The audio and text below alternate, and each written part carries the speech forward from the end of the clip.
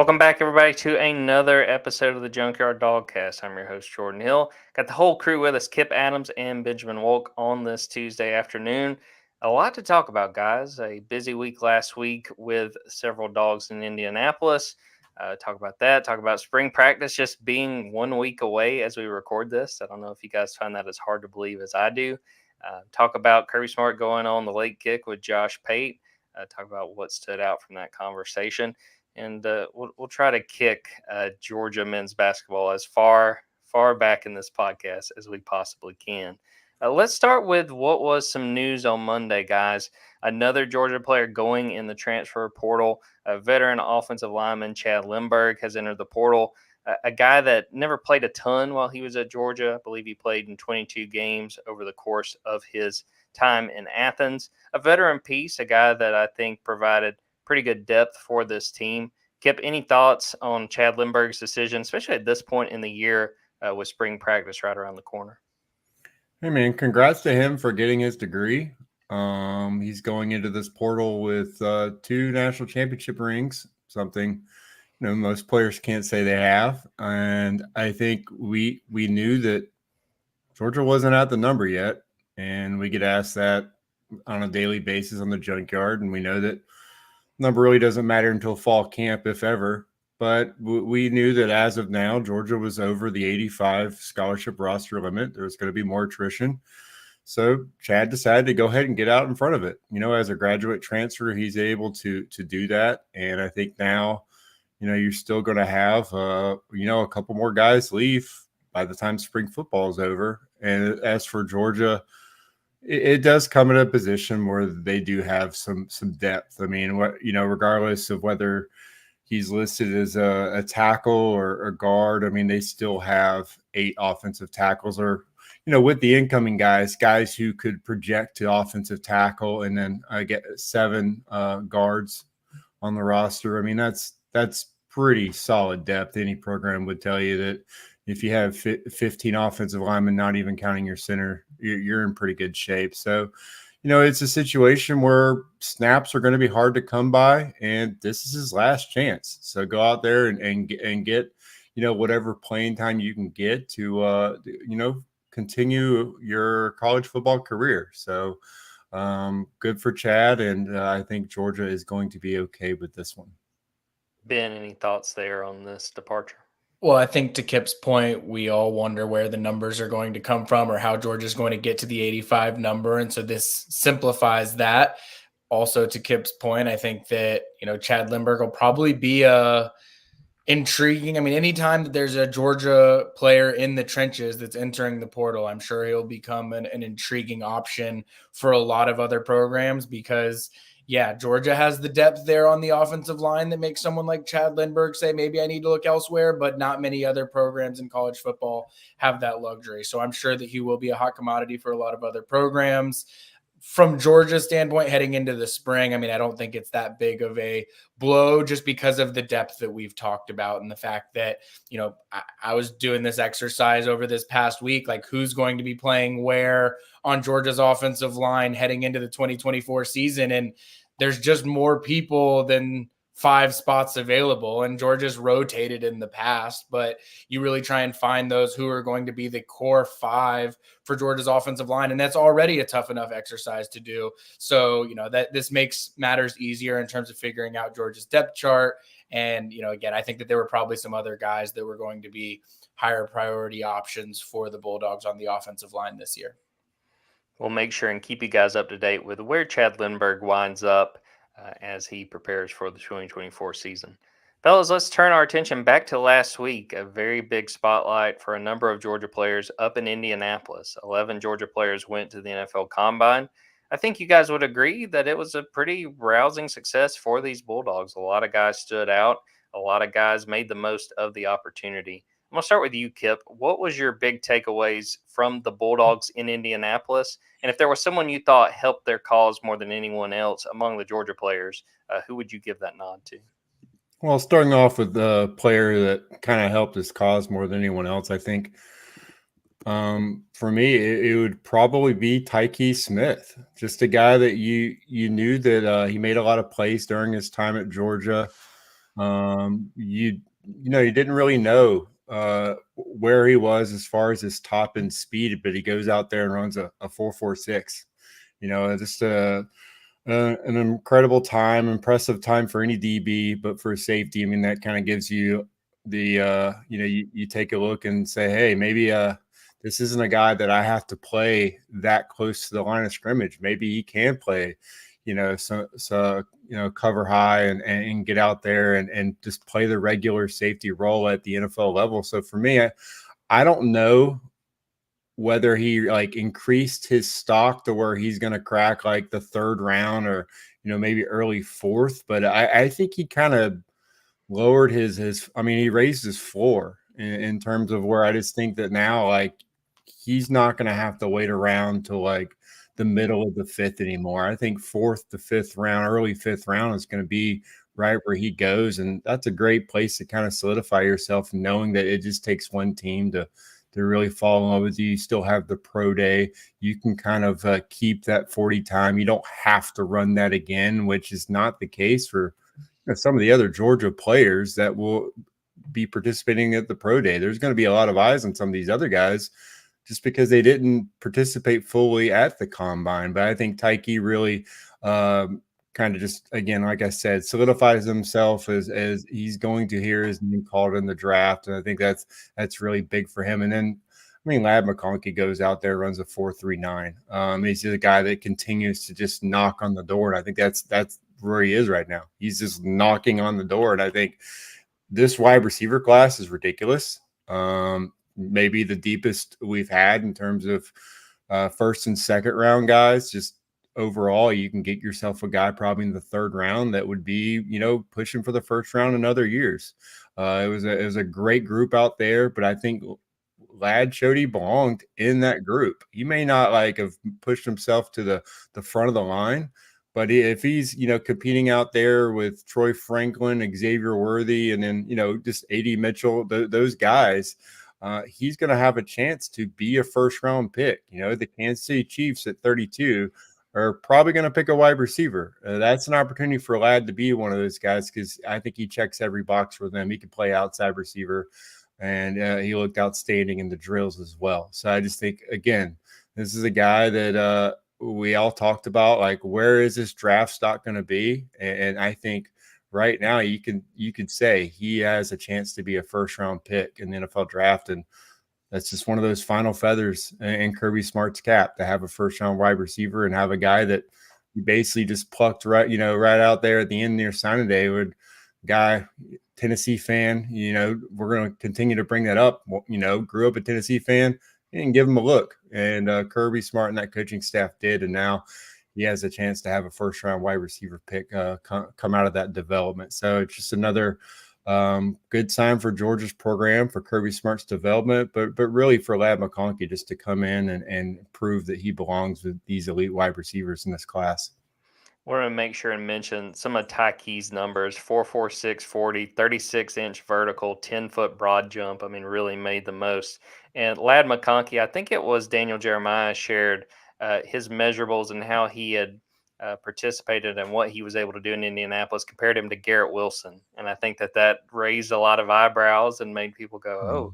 And, I would go ahead and encourage people, keep an eye out and keep an ear out when he is drafted. The sound you're going to hear is people bumping that thread from when he committed to Georgia over on the Junkyard. That's going to happen. But yeah, Ladd deserves a lot of credit for how he was able to do what he was able to accomplish when, again, a lot of people count him out. A lot of people don't give him the credit that he deserves.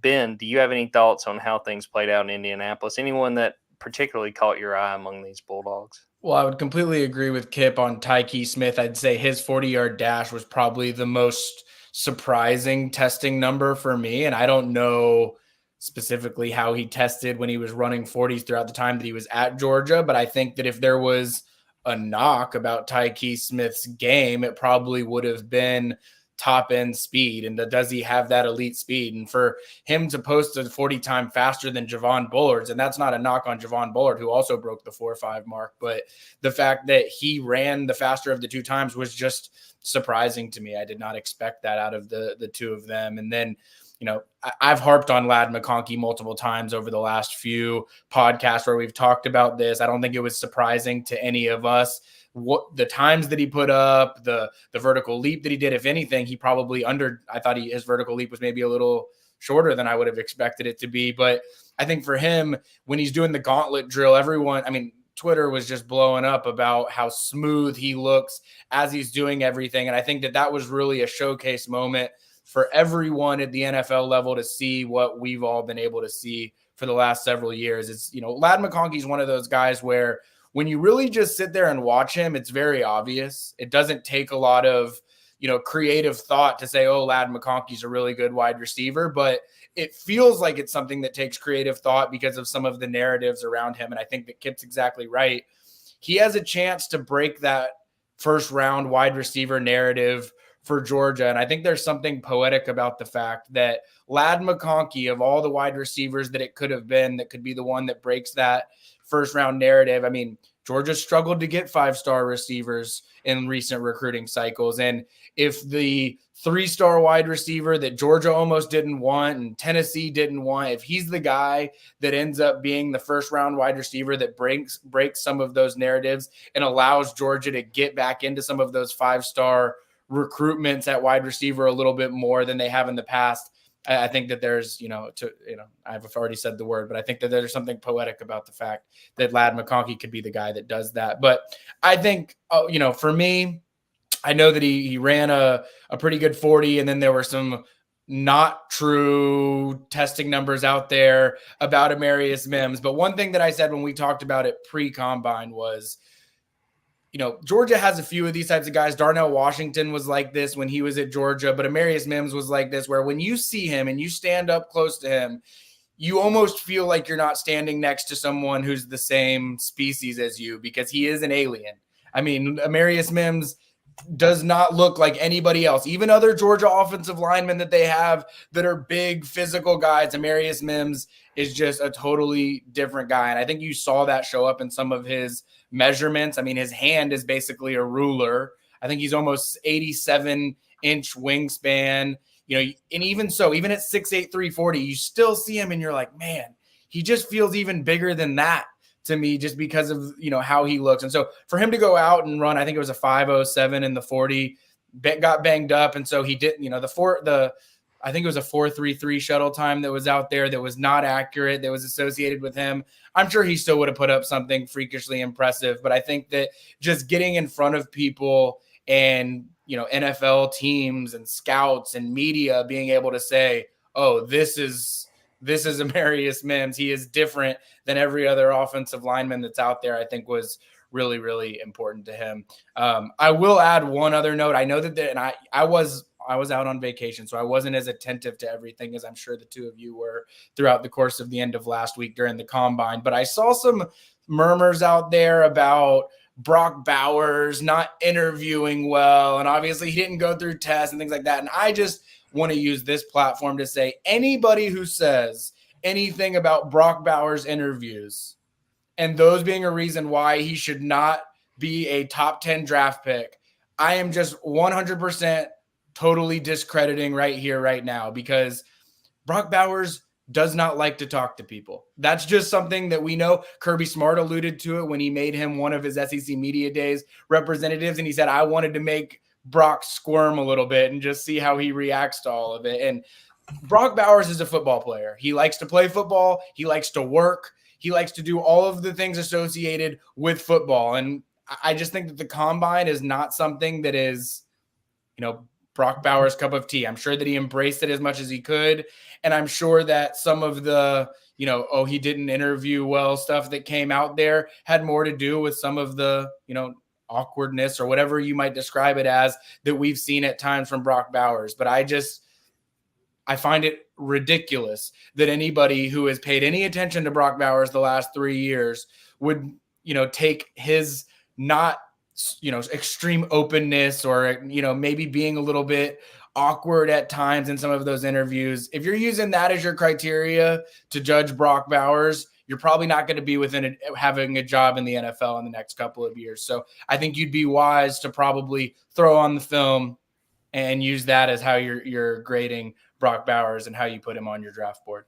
I'm going to assume that the person who's saying that about Brock Bowers is Arthur Smith, just simply because, one, you mentioned not having a job in a few years. I think that probably fits him to a T, but also just the fact that last year Peter Skoronsky from Northwestern mentioned that Arthur Smith said that he was boring him right now because of his generic answers and how boring his answers were. And I think Peter Skoronsky went on to start 14 games for the Titans and will probably be their left guard for the next decade. And so I think that's a reminder that, the NFL gets it wrong, especially when you're associated with the Falcons. But I just think that you got to remind yourself that also C.J. Stroud had a bad test score last year. So there's a lot of aspects of this evaluation process where the data points completely cause these GMs to make horrible decisions.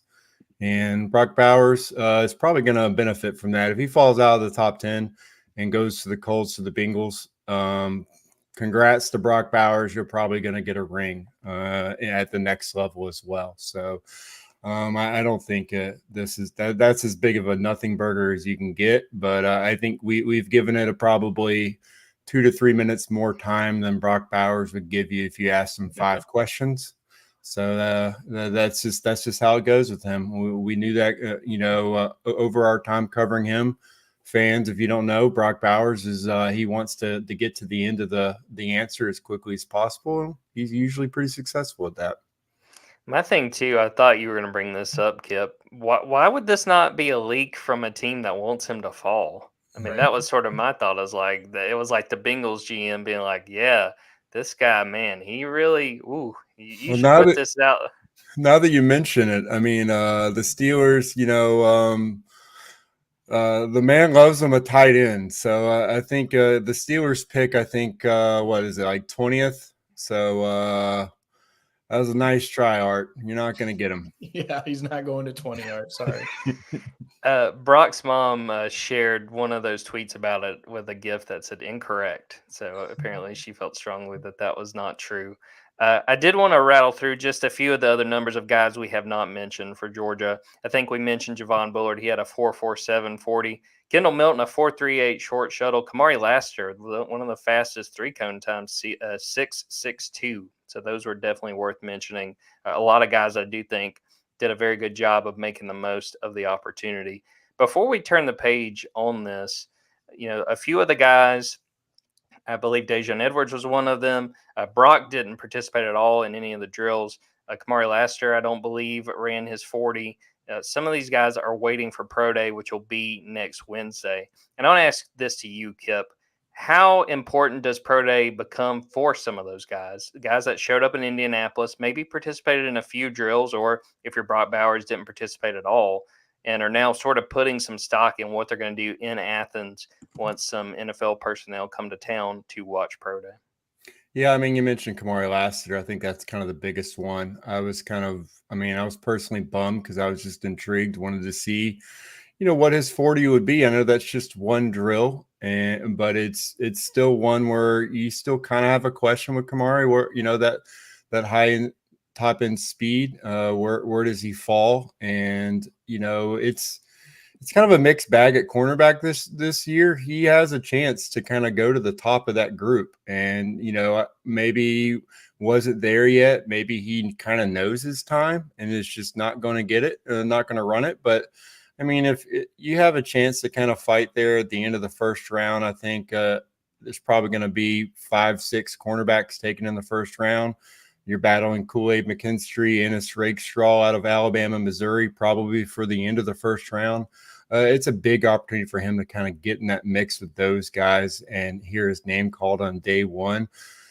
I don't know if he's going to have a chance to work out, but I'm sure teams want to see Amarius Mims. And so that was really unfortunate, with him on the first, after that second 40 with the hamstring. I think the quick turnaround, might hurt him in that case. He might not be able to go out there and do the drills, but I think that's really When you only have so many starts under your belt, they want to see more of what you bring to the table.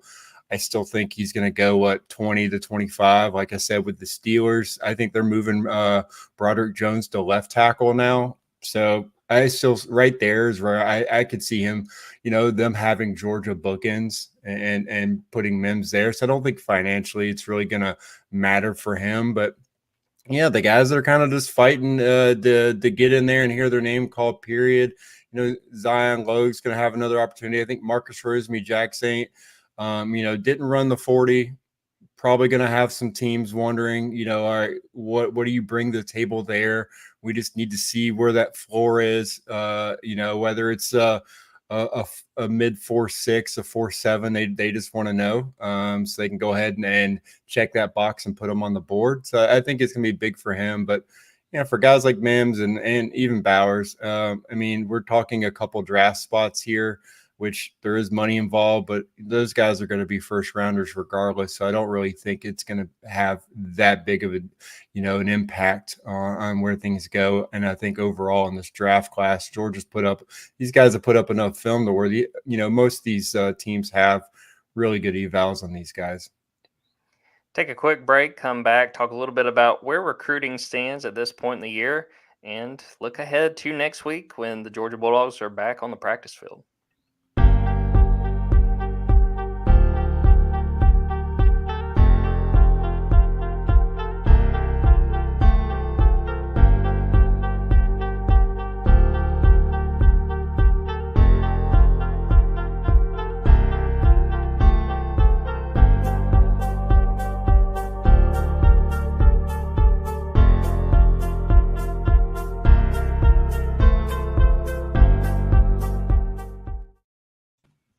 Ben, you hit the ground running back from a little bit of a break and just in time for the quiet period in college football recruiting.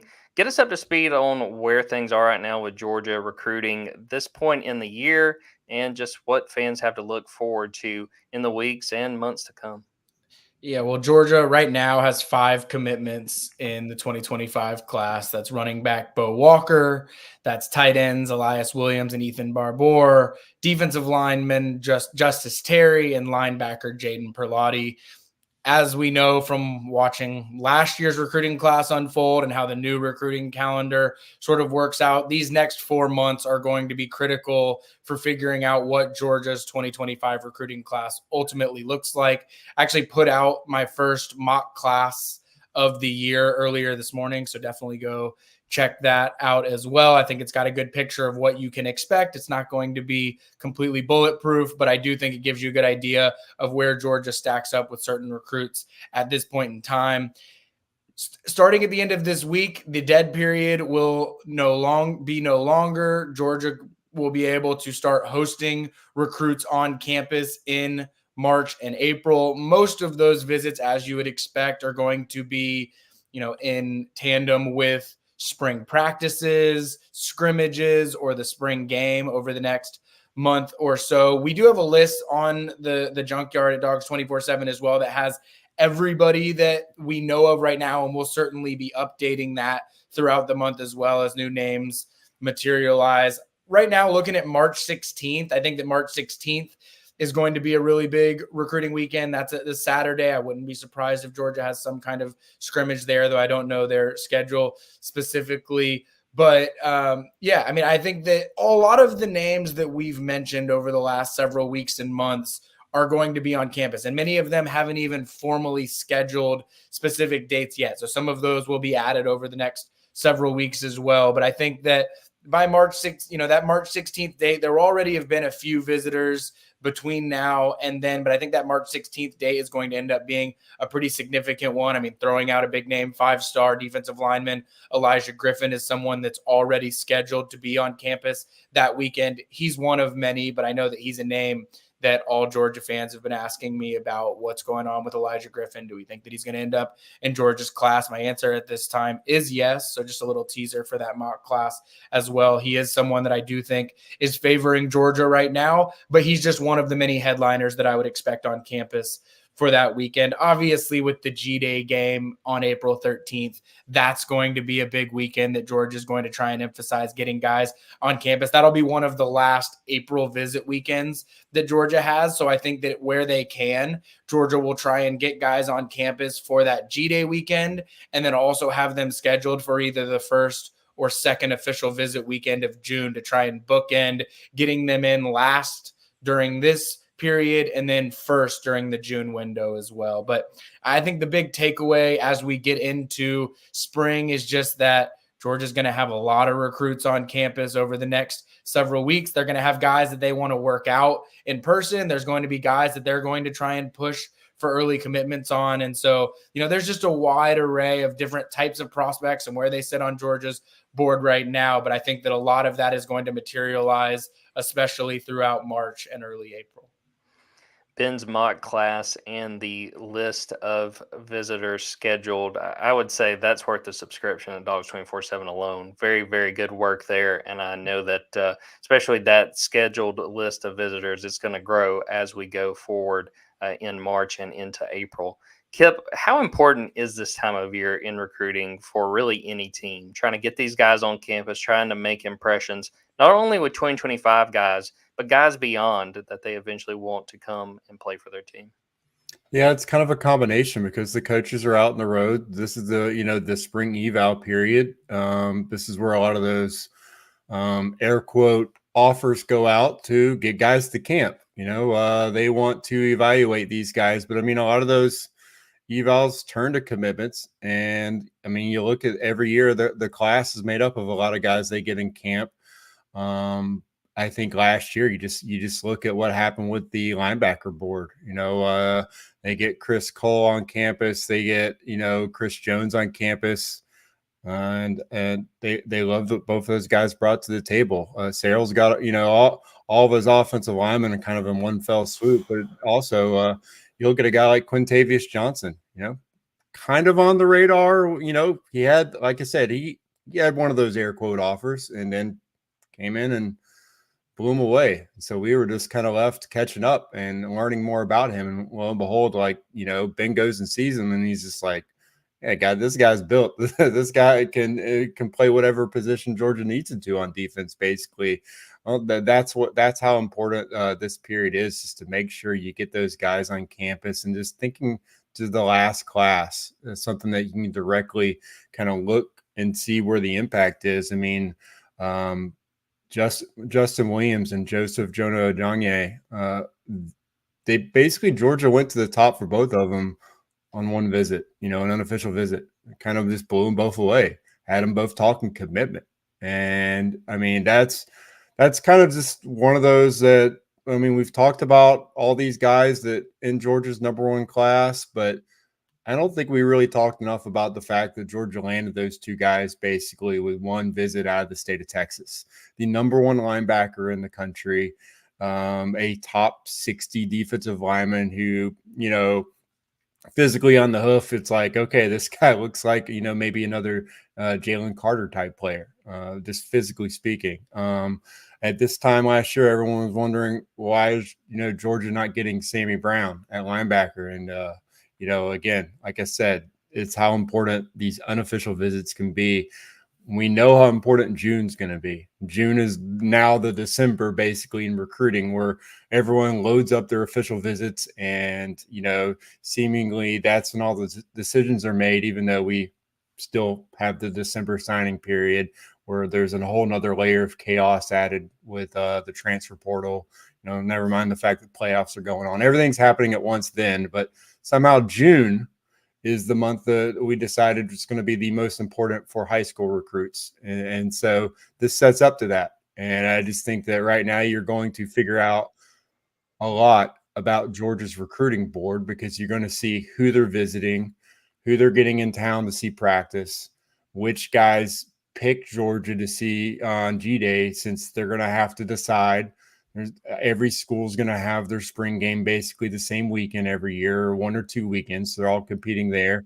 You're going to learn a lot about where Georgia is on these prospects boards as well. So I just think over the next 2 months, we're going to have a much greater grasp on who's important for Georgia and who Georgia's important for. So I just think that it's a great time really to have been on board, because I mean, last year we're just kind of going in blind, but now we have the ability to track everyone and to give the folks at Dawgs 247 a much greater look and vantage point of where things are for Georgia recruiting right now. And again, like I said, they're coming off a number one class, and nothing's going to change. They're going to be right there in the mix for number one class again.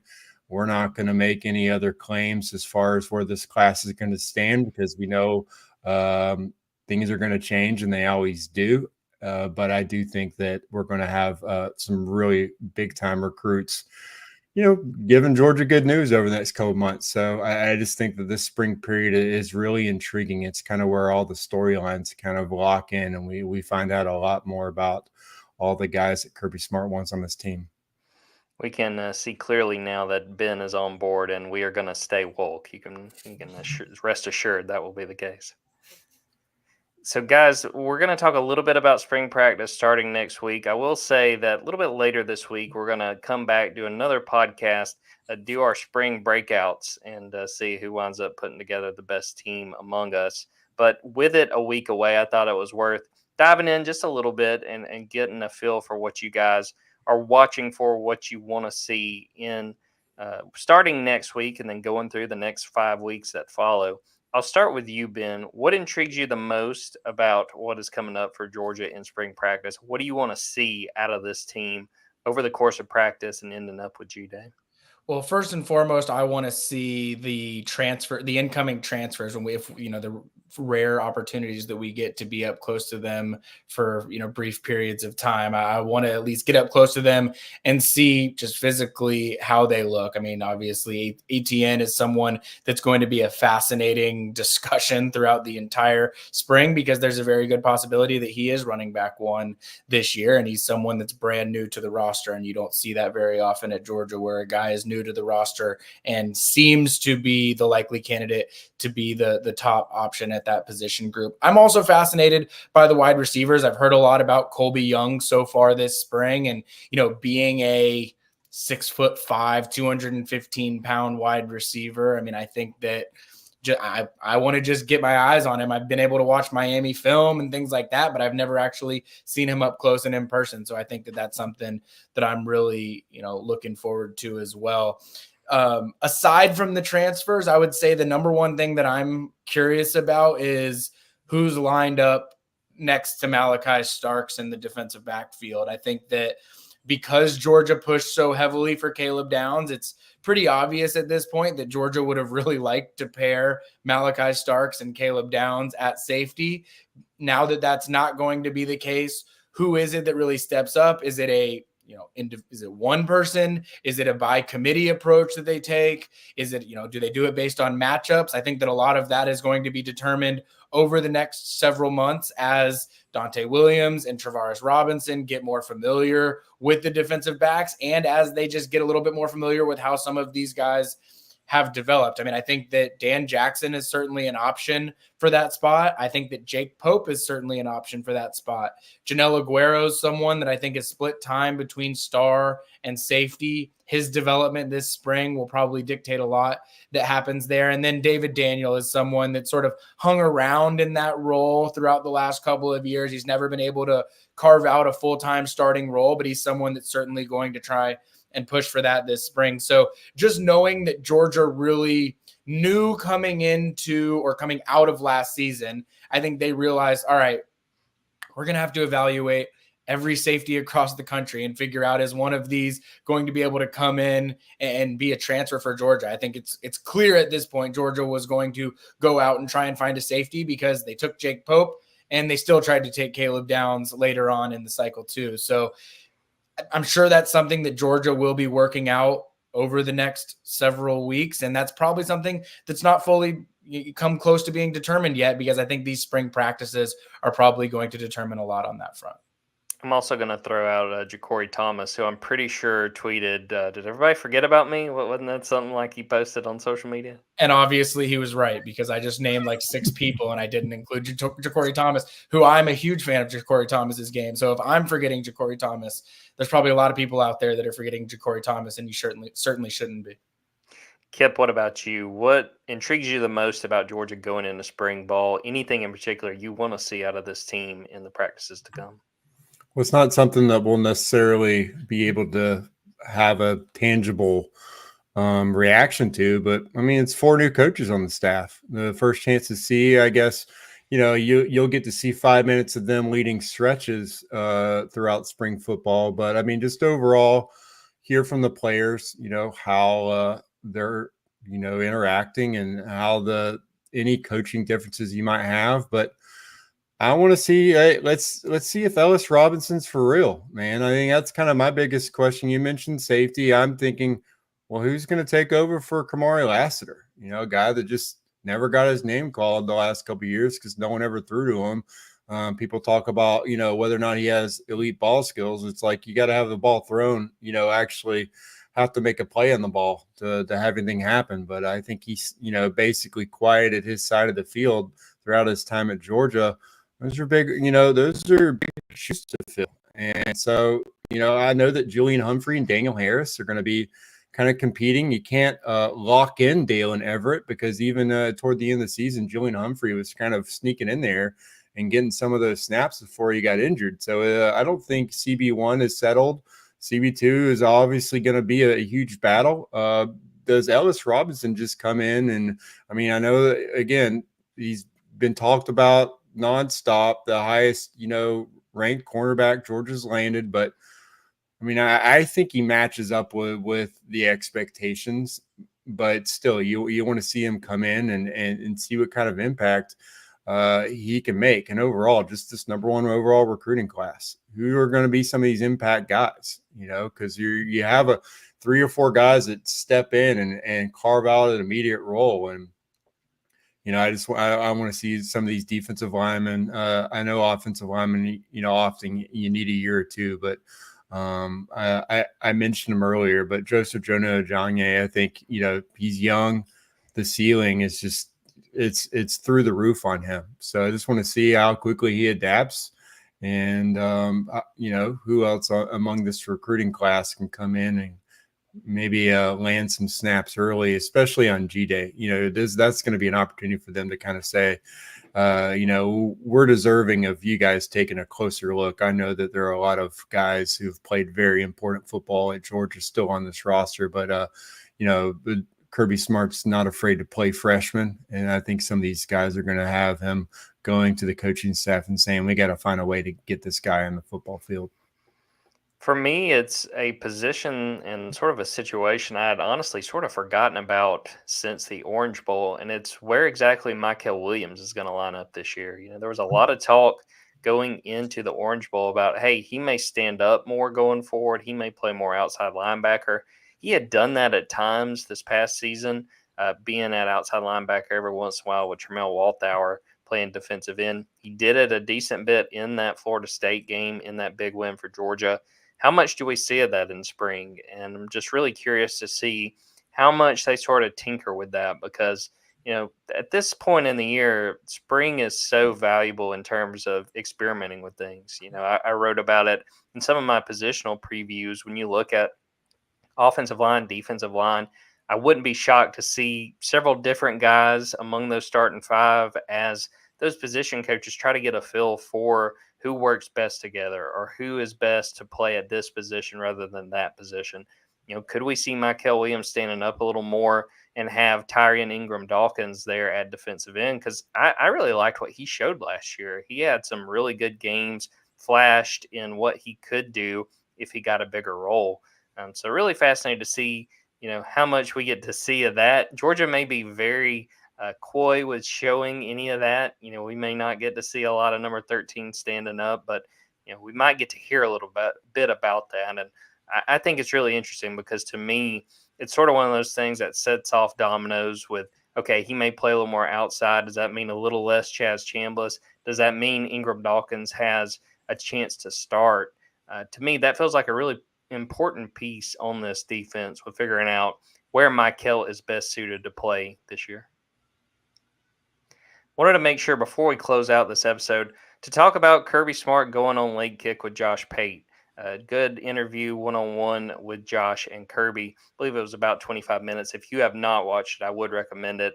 Really good stuff. Dove into a lot of stuff about the current landscape of college football, Kirby's relationship with Nick Saban, some of the other things going around the program, the coaches that Georgia's lost this offseason and trying to get everybody up to speed with spring practice just right around the corner.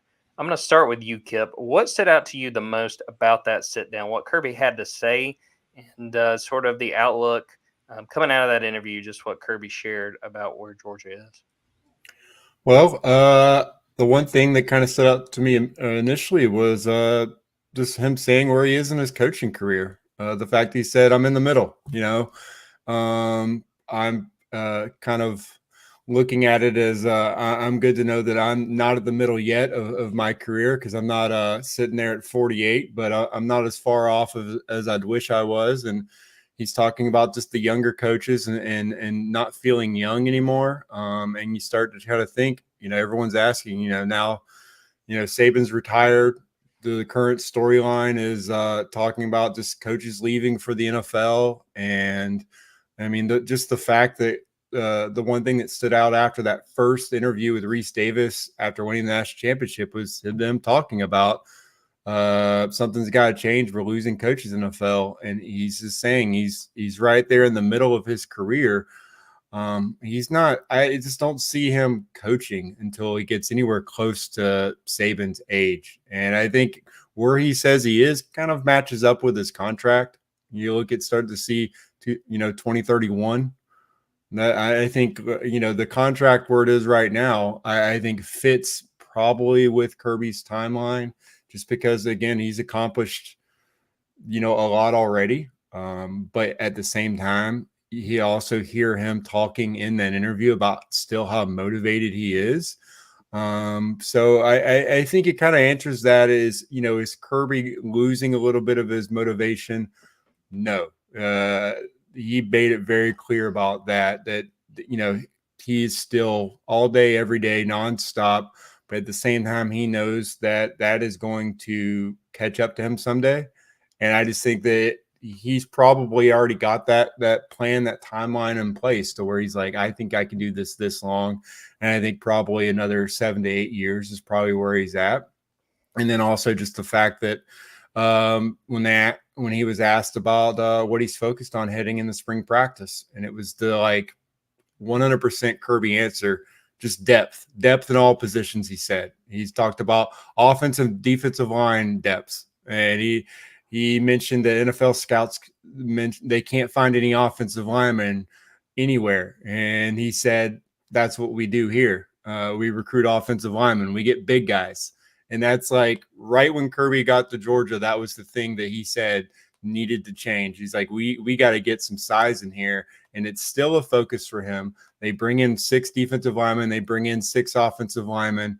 They bring in more big people. And I think that his focus on establishing depth on both sides of the line of scrimmage tells you that he knows what's important. And it also just kind of goes back to that SC championship game with Alabama. I think he looked at that and said, you know what, there's room for improvement here. Let's see if we can beef up and get back to playing, that what got us to back-to-back national titles. For me, the biggest thing was listening to him talk about the current state of college football and really harping on the fact that his biggest issue with how things are right now is getting a feel for who's going to be on his team for the upcoming season. I mean, he really emphasized that there needs to be a way for coaches to know who they're going to be coaching in the coming year. And he brought up, when the team is going through the college football playoff, that there becomes a point where the players who are going to leave have to go ahead and sign basically paperwork that says they're not coming back to open up opportunities for the newcomers. And, he talked about that is really complicated, and that's hard for those players. They shouldn't be focused on that, but sort of with how the calendar has fallen and how things work, that's just sort of how it is. And I was not shocked when Kirby was like, hey, I don't want to get rid of any work. I'm going to work harder than anybody. He made it a point to make it clear it wasn't about the amount of work they do. But Kip, too, you hit on the other thing was him talking about offensive line, defensive line, trying to get more depth. I remember last year, and I'm sure it's been that way for years and years, that he was just talking about how they just did not have a whole lot of depth on the defensive line specifically.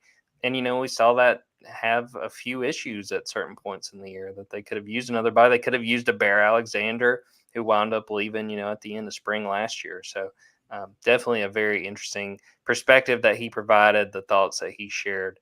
Ben, have you had a chance to watch the interview? Did you have any takeaways from what Kirby had to say? Yeah, I mean, well, my big takeaway was that he thought Josh skipped their previous interview because he was partying too hard the night before. So that was probably my number one takeaway. Aside from that, I mean, the where Kirby is in his coaching career, I thought was a fascinating discussion, even though, I don't know if he means the middle of his Georgia tenure or does he mean the middle of his overall coaching tenure? And that's exactly the gray area that Kirby probably wanted it to be in, just in case any recruits or their families were watching and listening to those conversations as well, just to make it clear that he's got plenty of time left. So those aren't necessarily important conversations in his mind. But I think my big takeaway was probably just Kirby Smart's mindset around the current, to your point, Jordan, state of college football, the calendar. There's so much like whining and complaining going on. And I'm not saying it's not justifiable. Coaches are having to work their tails off right now. And I thought that it was, Kirby Smart clearly has a lot of self-awareness to him when he talks about these types of things. I mean, he brought up the fact, I make a lot of money in this business, and it's hard for me to whine or complain about it because of that.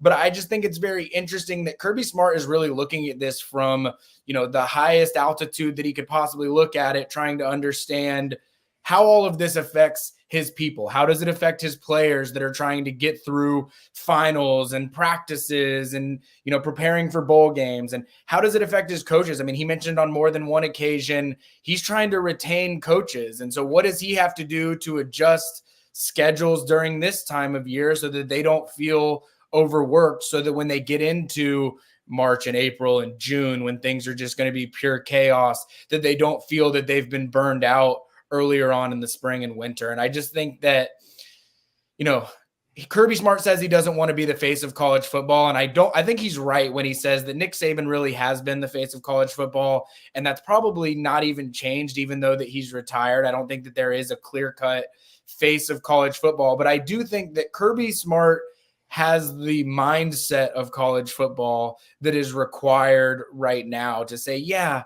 things are tough. Things are not great all the time. We don't always know where things are trending when it comes to just about anything, but he does still embrace the work that is required to be successful. I mean, it is a burden to recruit at the level that he recruits at. It is a burden to manage the roster and retain staff and do all of the things that it takes to continue to be successful and have a winning program year after year after year. And I think just, listening to Kirby Smart for 25, 30 minutes, I mean, we see it firsthand on a regular basis, but it felt like he sort of let his hair down a little bit and was kicked back and was willing to share some things that he maybe isn't otherwise sharing when he's standing at a podium with, 30 people in the room.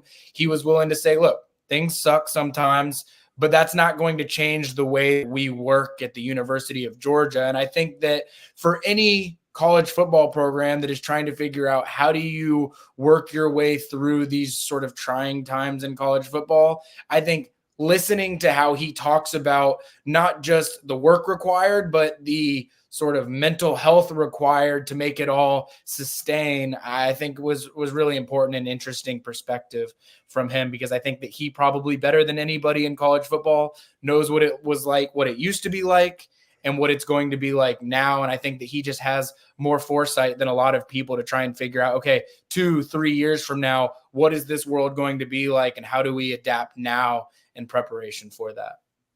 Again, if you have not watched that interview with Josh Pate, I would highly recommend you go over and check out Late Kick on YouTube and check that out. It was very much worth the time. Speaking of changes in college football, before we close out this episode, thought it was worthwhile to bring up some of the new proposals about what we could see in 2024. And the two big ones from the NCAA are allowing helmet communication between the coaching staff and the quarterback, and also implementing a 2-minute warning, much like you see in the NFL. I'm going to start with you, Ben. What do you make of each of these options for college football? Do you think it's a good thing? Do you think it's a bad thing? Are you indifferent about the potential to add both of these before next season? Well, I think it was nice of college football to create a rule in Connor Stallion's honor immediately after Michigan wins a national championship. I think that he earned that. So I think the Connor Stallion's rule, it may be more important than a statue. He gets an entire rule that will be thought of in his honor. But I'm curious to know how much people actually use the helmet communication. I think that it'll probably depend on certain teams and different offensive philosophies and things like that. Like, I'm sure there's still some value to doing signs and the way that they put in calls and the familiarity with how they've done that I don't know that it's just going to be an overnight change. Everybody's using the helmet communications, though I'm sure there will be some that will embrace it right away.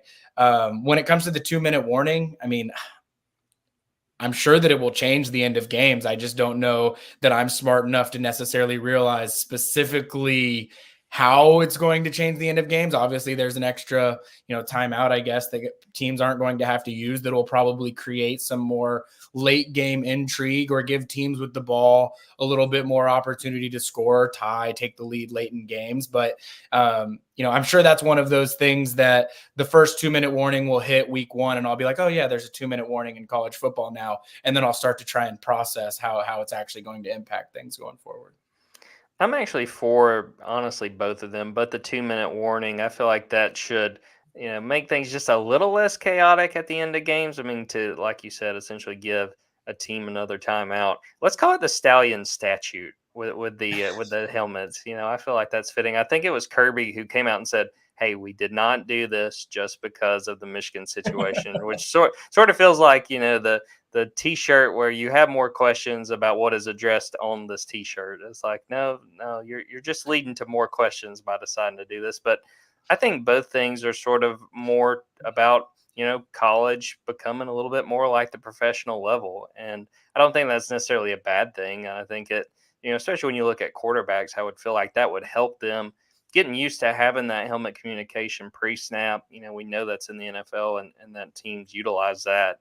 But to me, I'm cool with both of these. I think I'm a little more excited about the 2-minute warning thing. I think it's nice in the NFL, and it also will help us when we're trying to ride at the buzzer and the clock's running. We get a little bit more time, which is always very helpful. Kipp, do you have any thoughts on potentially seeing both of these rules put into place this upcoming season? I mean, both good in theory. I think Kirby also brought up, which was my first reaction is, teams that run no huddle won't be able to. I mean, they're not going to be able to do it as far as the up tempo. You won't be able to run that out there like that. And also, I mean, I see it all the time. We see it in baseball and all the sports, but electronics fail. And you're going to see the guy tapping his helmet. He's not getting the call in. And I mean, you basically have to still practice the sign system because you have to be prepared for it to not work anymore. So at the same time, you're still going to have the guys on the sideline, because if not, I mean, like, that'll be the talk week 1 reaction. It failed toward the end of the game. They didn't have the signs on the sideline. It was pure chaos. And so it doesn't really change anything because you can't rely on it completely. So just like this 2-minute warning, sure. We're going to cut down on commercials. Sure. I remember what happened when baseball games with the pitch clock. And I know that, with the NFL, like there's never going to be a point where we have less commercials. It's fewer commercials. It's not going to happen. I don't believe them. I get that's the hope, and I understand in theory, like, you're giving teams an opportunity to have more comebacks, which in theory results in better football games. Yeah, let's see if it stops the back-to-back timeouts. I think it's going to be the exact same. They'll find a way.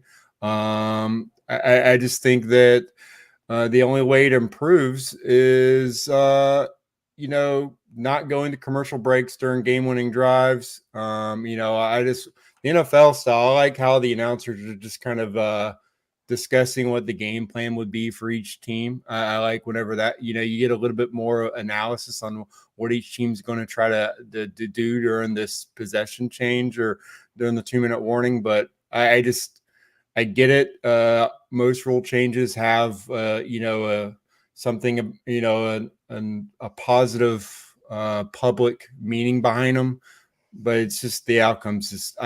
We're talking about an organization that has just lost any faith whatsoever from the fan base, from the public. They haven't made a good decision. I feel like I don't know if Kirby was the head coach the last time that they changed something in college football for the better. I want games to get weird. That's whenever this sport emerges as the greatest in the world. So find a way, if you guys can do that in a shorter amount of time, go for it. I just think we're still going to have the same, if not more, commercials somehow. I am very much, I hadn't really thought about this, Kipp, until you brought it up, but I am very much looking forward to the first post-game press conference where someone blames helmet communication for why it unfolded at the end. That'll be a perfect college football moment. I was going to say, are you telling me that, we might see equipment go bad in Monroe, Louisiana, or Jonesboro, Arkansas, or San Marcos, Texas? You don't believe, Kipp, that the equipment is going to come through in some of these big Myrtle Beach, Conway, South Carolina. You think Coastal Carolina can't rely on that stuff?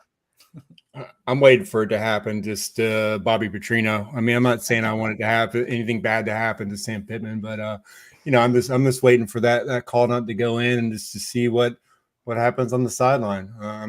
I'm sure it'll be very calm, not dramatic at all. If he ends up, in a neck brace again or just leaving in the middle of the night, I just think the only way to fix this at some point is the technology catches up and we just have basically iPads on the wrist. You just got to see everything right there. But hey, I'm here for it. It's just a new way for us to watch drama. So sign me up for that. I'm more excited than I was 3 minutes ago, just thinking about all the ways this can go wrong. That's honestly the best part about it.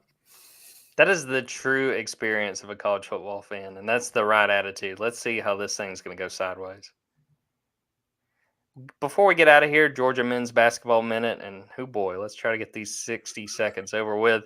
Georgia has lost 9 of 10 since the last time we recorded. 2 really tough losses. The first one last Tuesday at LSU, 67-66. I think you could argue there was a little bit of home cooking on some of the foul calls and non-foul calls at the end of that game. Definitely a tough loss. Georgia returned home on Saturday, played Texas A&M, and I think that might have been Georgia's worst game of the year. Lost 70-56, attempted a season-high 41 three-pointers and hit 10 of them. Mike White was very adamant after the game, and I thought was brutally honest about the lack of fight he saw in the second half. Georgia didn't score in about the last 6 minutes and 35 seconds of the game. Really feels like this season has just gone completely down the drain. Georgia is very much looking at being one of the 4 bottom seeds in the SEC tournament, which means they would play on that Wednesday night to open the conference tournament. Ben, I want to get your thoughts because I know you followed the team. You're someone who used to go to a lot of games. Just from your perspective, what do you think has gone wrong with this team? It seemed like there was so much potential early in the season, and now they are fading down the stretch. Well, I'm going to default to my recruiting philosophies on most things. I just think really Georgia's roster is not as good as everybody else's roster right now. You look at this, if I'm not mistaken, I could be wrong on this. I think at LSU, when they lost to LSU was the only loss all year that Georgia lost as a favorite. So I think every other loss that they've had, they've been an underdog in most cases by, 5+ points. I think they're losing the games that they should lose, and they're winning for the most part the games that they should win. The problem with that being most of the games in the back half of the SEC schedule were games that they were supposed to lose. And when you lose all of them, it doesn't look very good at the end of the year when you start looking at the record. I think it was one of those things early in the season. They won most of their non-con games. They were winning some of those earlier in the year. They did win as an underdog at South Carolina, which was really the surprise earlier in the year. And then I think they took Tennessee to the brink at home. And I think there was probably just some hope that, all right, this Georgia basketball team maybe is a little bit different than last year's team. I think, unfortunately, this year's team, albeit a little bit probably more talented, a lot of that talent was coming from guys that were freshmen. And I think you saw them hit some of their freshman wall midway through the season. So I think for Georgia, for Georgia to get where everyone wants it to be as a basketball program, they're going to have to do what Alabama has done and what Auburn has done and what Tennessee has done and accumulate top talent. They're going to have to recruit really well out of high school, which obviously they've done in this most recent recruiting class, at least with Asa Newell. And then you're going to have to hit on the transfer portal additions that you're going after. And that's not to say that they haven't landed some transfers that have been productive for them. But I think that from a talent standpoint, Dalton Knecht is the best player in the league this year, and he was a transfer. And I think that, Tennessee realized that, bringing him from Northern Colorado. This is one of the best scorers in all of college basketball. And as a result, they went and they found him and they got him. And now he has turned into exactly what they thought that he was going to be. All of Georgia's transfers that they've taken have been more role fillers than difference makers. And I think that until you are bringing difference makers into the program, you're going to be playing second fiddle to most of these SEC basketball programs that are recruiting at a really, really high level. And so, it seems simple. It seems boring. I know a lot of people are going to point to Mike White and say, oh, coaching this, coaching that, whatever. You can only do so much. And I would argue the fact that Georgia has stolen a game on the road at South Carolina is a testament to Mike White as a coach. The fact that Georgia hasn't dropped a bunch of games where they've been favored is a testament to Mike White as a coach. But I think to win those games that you're not supposed to win, you really do have to have difference makers and just pure scorers. I mean, Georgia doesn't have really anybody that you can just count on to go get you 25 points on any given night like a lot of these other programs have right now. They've got some guys that can do it in certain spots, but they don't have anyone that's doing it on a consistent basis. And I think that until that changes, Georgia's basketball program is going to be sort of where it's at right now. What a great explanation. I really figured that Ben was going to just keep it short and sweet, but no, he nailed it. And I wanted to make it the men's basketball 5 minutes. You wanted it to be the shortest basketball minute of the year. And I was like, if that's what Jordan wants, we're dragging this thing out much longer than that. UGA Hoops provided more than everyone expected. That's definitely the first time I've ever said that. They've got 2 games left. Ole Miss on Tuesday night, the night that we are recording this episode, and then at Auburn. I will be going to both those games, at Auburn games on Saturday, and then they'll be going to the SEC tournament, which they would need quite a run to even make the NIT. So it's going to be a very difficult stretch, no doubt. We're going to wrap up this episode. I appreciate Kipp and Ben for popping on. Thanks to everyone who watched this live, everyone who is checking this out after the fact. Again, keep an eye out later this week. We're going to come back and do another episode, do our spring practice breakout players, do our draft, and see who we think is going to make some noise for the Bulldogs through spring practice. Be sure to go to Dawgs247.com, subscribe there, get on board. I believe we still have a 30% off deal going on right now for a VIP subscription. Also, go to Dawgs247 on YouTube. We will have, starting next week, the Kirby Smart press conferences, the football player interviews. Still have Mike White press conferences and basketball player interviews as well. And all of these podcast episodes, you can also see those on YouTube. And also, go check us out on TikTok. We just launched that earlier this week, working on a few different videos to add, including some of the clips from this podcast. So for Kipp Adams and Benjamin Wolk, I am Jordan Hill. Until next time, take care, everybody.